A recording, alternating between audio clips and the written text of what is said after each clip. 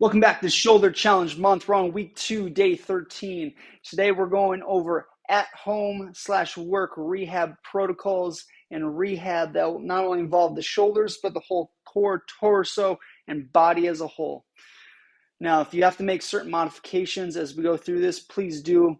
The purpose is to make sure we're moving throughout the day so we don't find ourselves in common positions for much longer periods of time, especially if our awareness is on tasks revolving our jobs or outside world, okay? We want to make sure our body is moving. So as we go into this, we have 3 awesome exercises/stretches that will help you throughout the day. So as we go into the first one, it's going to be more of a Pec Minor Stretch with muscle activation of the neck muscles, especially scalenes, and all of the cervical muscles in the back as well. So I'll start this video here. We want to start by interlacing the fingers, bringing it behind us the best we can. If we can hook it onto the chair, or you just even sit on our arms so we're depressing our shoulders down, perfect. Next, what we want to do is apply rotational movement of the neck side to side, tilting back and forth and looking up to the sky. So this is going to involve already lengthening some of the muscles of the pec.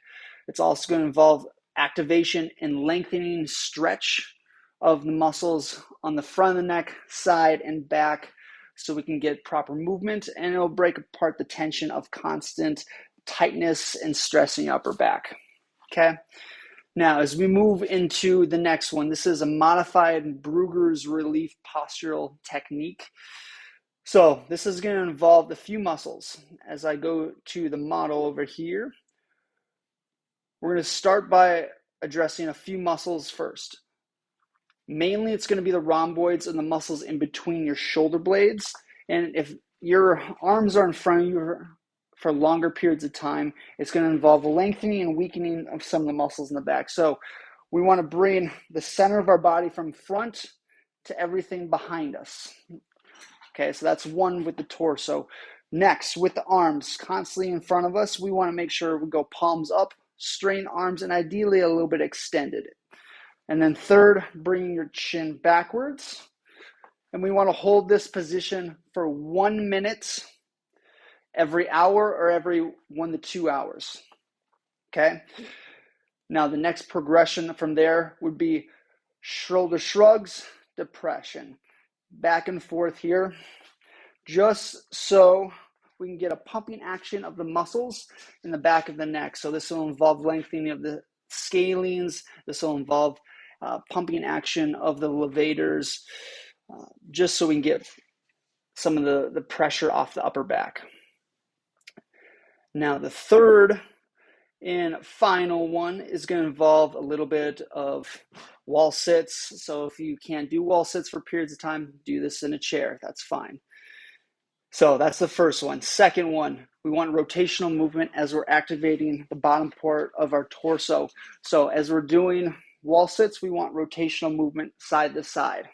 This is going to involve getting our torso, obliques, core involved. This will press our systems a little bit more, and it's going to involve more blood flow to the tissues, thus so the body can repair, heal, and break apart the tension from just constant sitting movements throughout the day.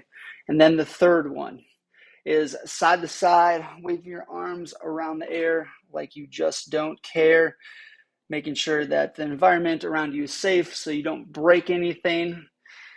And we want to go through this until we feel a good muscle burn, or let's say 10 to 30 reps, either side to side, overhead, combination of all of the above. Again, this is something that break apart your day. So if you have to do this at lunch, do this in the middle of the afternoon when you're feeling lazy, tired, when there's a little bit of break in the day, when you get home at night. We want to keep the body moving. So that is the challenge for today. I'll see you guys tomorrow on the next one.